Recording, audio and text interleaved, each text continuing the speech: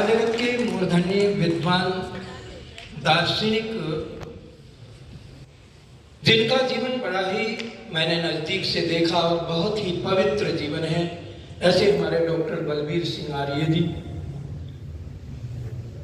आज समाज का कुशल संचालन कर रहे श्रद्धेय पूजनीय हमारे ब्रह्मानंद जी सरस्वती, आर्य जगत के मूर्धन्य भजनोपदेशक और राष्ट्रीय भजनोपदेशक परिषद के महामंत्री डॉक्टर कैलाश कर्मठ जी,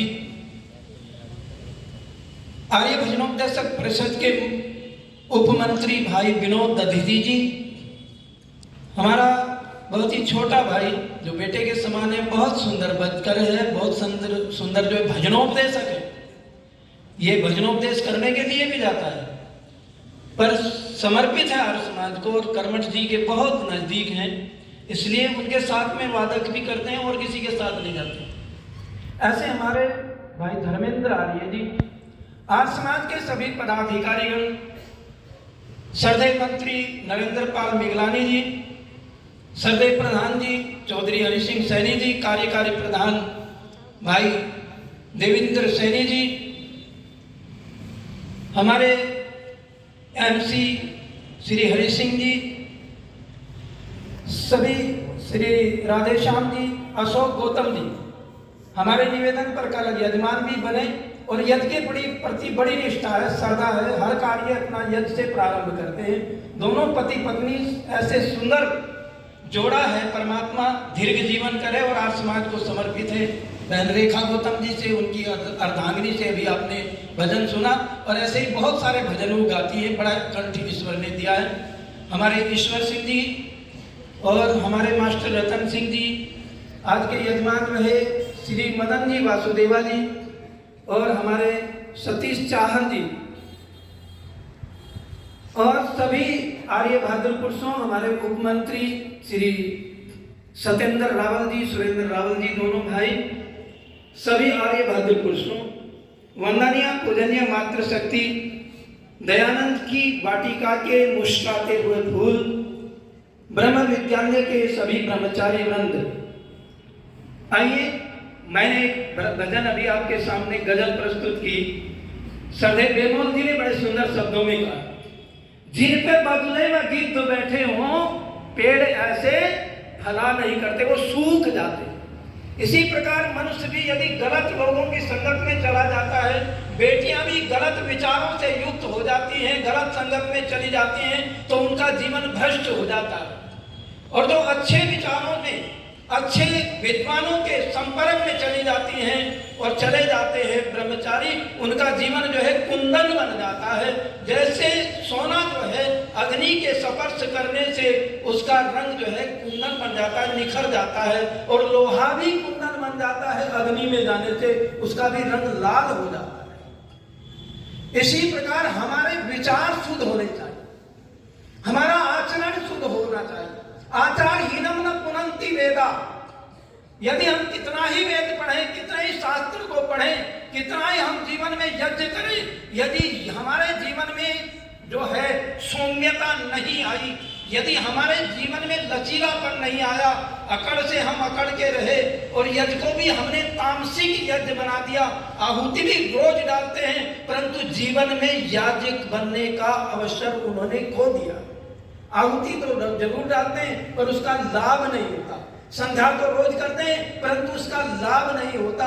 लाभ तभी प्राप्त होता है जब हम यज्ञ के गुणों को, अपने ईश्वर के गुणों को अपने जीवन में धारण करेंगे। हमारी वृत्तियां जो है तामसिक न होकर के, राजसिक न होकर के सात्विक वृत्तियां बन जाएंगी तो हम आगे बढ़ेंगे। आइए विचारों पर कवि बहुत निश्चित, ये सहारनपुर के कवि ने बड़ा सुंदर विचारों से युक्त गीत लिखा है, मन के ऊपर लिखा। मनसाना जग में प्रकाश कोई सच्चा मित्र, मनसाना और कोई शत्रु हुड़दंगा है। मन ही से रीत प्रीत, मन से शांति मीत, मन ही से कलह कपट द्वेष और दंगा है। मन ही मिलाता मीत, मन ही मिलाता मीत, मन ही दिलाता मुक्ति, मन ही तो डालता सुकर्मों में अड़ंगा है। और मन है मरीज तो लजीज कोई चीज नहीं, और मन यदि चंगा तो कठौती में ही बोल दो जरा गंगा है।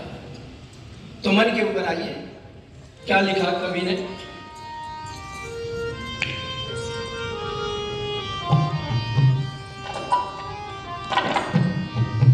कि मन में दूषित विचार को आने न दीजिए, मन में दूषित विचार को आने न दीजिए।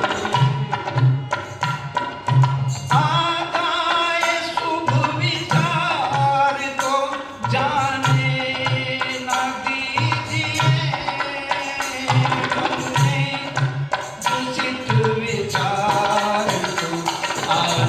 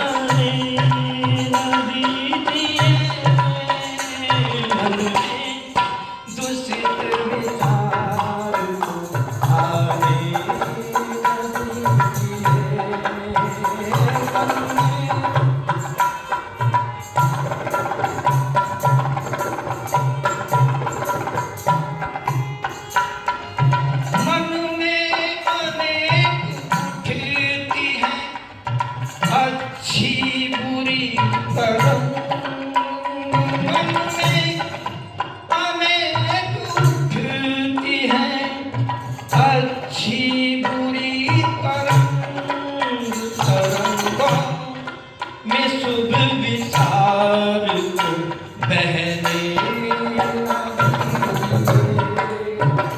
रंगों में शुभ विचार को बहने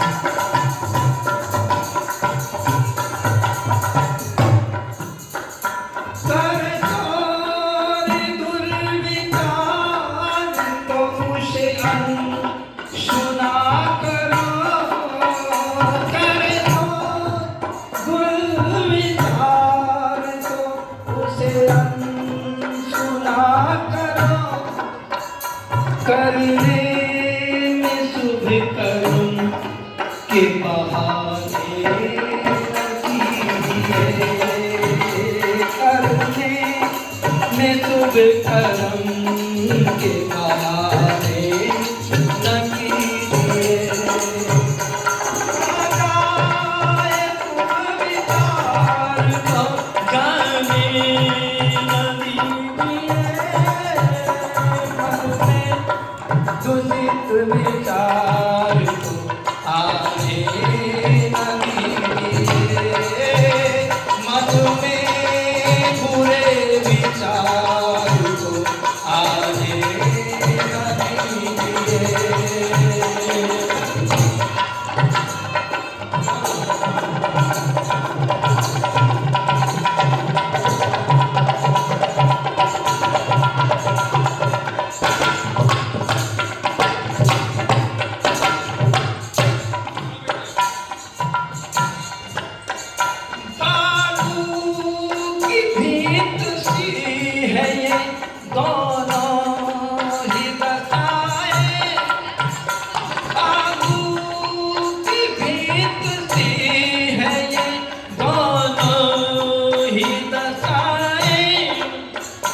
दीवार शुभ विचार की ढाने न दीजिए, दीवार शुभ विचार की ढाने न दीजिए।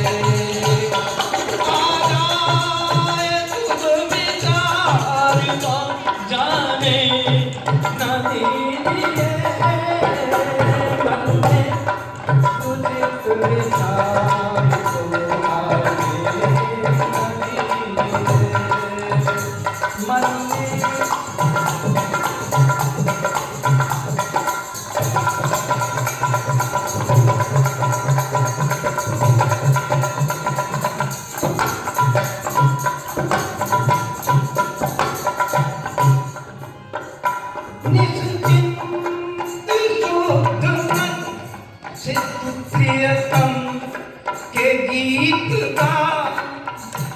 निश्चिंत शुद्ध मन से तू ईश्वर के भजन गा।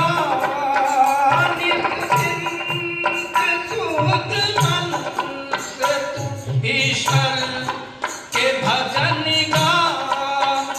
अश्लील गीत मन को तू गाने न दीजिए।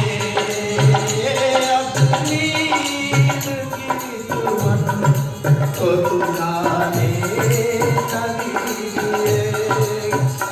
आने सुविचार को आने न दीजिए। विचार को आने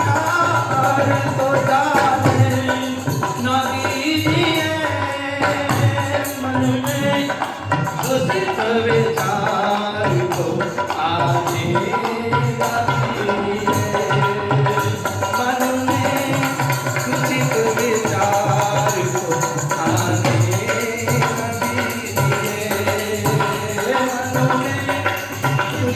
विचार को आने मन में उचित विचार को आने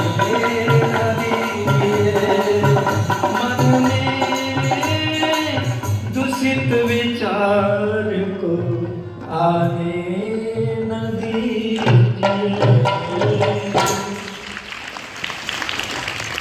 करे शोर दुर्विचार तो उसे अनसुना करो। बुरे विचार को अपने पास ना आने दो। ये जीवन का पवित्र बनाने का एक साधन है। मन जिसका पवित्र हो जाता है उसका जीवन भी पवित्र हो जाता है, उसका आचरण भी पवित्र हो जाता है और उसका जीवन जो है स्वावलंबी बन जाता है। वो जिस कार्य को करता है उस कार्य में उसको सफलता मिलती है। ऐसे नहीं मिलती सफलता। जो संघर्ष करते हैं, समर्पण भाव से कार्य करते हैं, चाहे वो विद्या का हो, चाहे वो किसी क्षेत्र में हो, चाहे कृषि का हो, व्यापार का हो, उद्योग का हो, जो मन से करता है, काम को ध्यान से करता है, उसका कार्य कभी बिगड़ता नहीं, क्योंकि उसमें ईश्वर उसकी मदद करता है, सहायता करता है। ये थोड़े से विचार आप लोगों के बीच में मैंने रखे। मेरा समय समाप्त हो गया है कार्यक्रम का। आप सभी को बहुत बहुत धन्यवाद, साधुवाद। परमात्मा सबको सब लोगों का